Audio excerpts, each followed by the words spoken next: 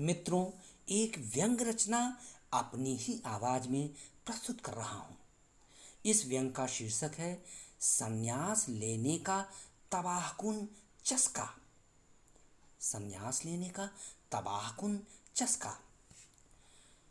हम आप अगरचे गृहस्थ जीवन से संन्यास लेकर किसी हिमकंदरा में चले जाएं तो यह कोई बड़ी खबर नहीं बनेगी। बहरहाल खास प्रोफेशनों में खास शख्सियतों द्वारा संन्यास लेने का मतलब बड़ा सारगर्भित है। कोई फिल्म स्टार फिल्मी दुनिया से संन्यास ले ले तो उसकी चहेतियों को उससे विछोह की पीड़ा बड़ी असह्य होती है। संन्यास लेने के बाद वह अखबारी सुर्खियों से नदारद हो जाता है, चर्चाओं से गायब हो जाता है। इसी प्रकार क्रिकेटरों का संन्यास लेना भी बड़ा कष्टदायक होता है। उनका संन्यास लेने का ऐलान बिजली के झन्नाटेदार झटके से भी ज़्यादा तबाहकुन होता है।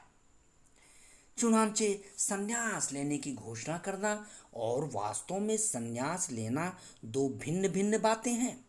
यह जरूरी नहीं है कि ऐसी घोषणा करने वाला शख्स संन्यास ले ही ले। बेशक उसकी घोषणा का आशय अत्यंत रहस्यमय होता है।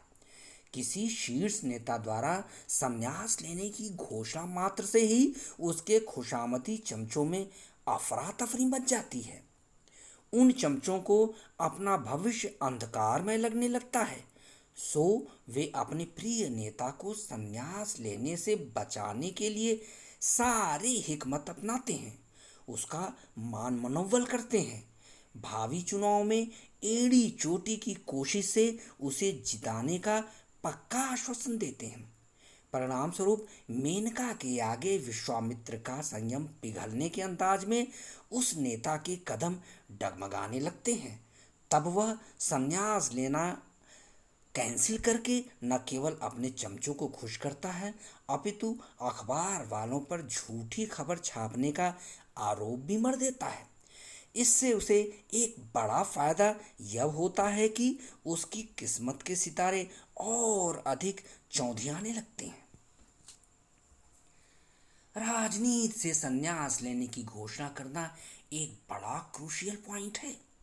जब मंत्री से मंत्री पद त्यागने, पार्टी अध्यक्ष द्वारा अपने किसी सदस्य से पार्टी विरोधी गतिविधियों में लिप्त होने के कारण इस्तीफा मांगने, किसी रिटायर्ड मंत्री से बंगला, गाड़ी और राज प्रायोजित सुख सुविधाएं छोड़ने के लिए कहा जाता है, तो उसमें राजनीतिक जीवन से तत्काल विमोह पैदा हो जाता है। तब उसका जी करता है कि वह राज दरबार से सिंहासन, सुंदरी और सुरा का तत्क्षण परित्याग करके कहीं सुदूर स्विट्जरलैंड में निर्वासित होकर बाकी जिंदगी जोगियों के अंदाज में विदेशी गुलबदन सुंदरियों संग गुजार दे। निसंदेह उसके इस वैराग से हमारा मन बड़ा कचोटता है। राजनेताओं में पल में संन्यास लेने और अगले ही पल इस निर्णय से पलटने का जज्बा बड़ा जोरदार है। लिहाजा भोली भाली जनता को भावुक बनाने के लिए ऐसी घोषणा करना उनके राजनीतिक करियर का एक अहम पहलू है। आखिर जनता को भावुक बनाकर ही तो अपना उल्लू सीधा किया जा सकता है। बहरहाल संन्यास लेने की घोषणा करना बंदर घुड़की देने से क्या कम है। इधर कुछ सालों से दहशतगर्दी, घुसपैठ, खूनी नक्सली कार्रवाई आदि पर लगाम कसने के लिए सख्त से सख्त कदम उठाने की बंदर घुड़कियां धड़ल्ले से दी जाती रही हैं। भोली भाली जनता को हर सियासी बंदर घुड़की के बाद थोड़ी सी तसल्ली तो मिलती ही है।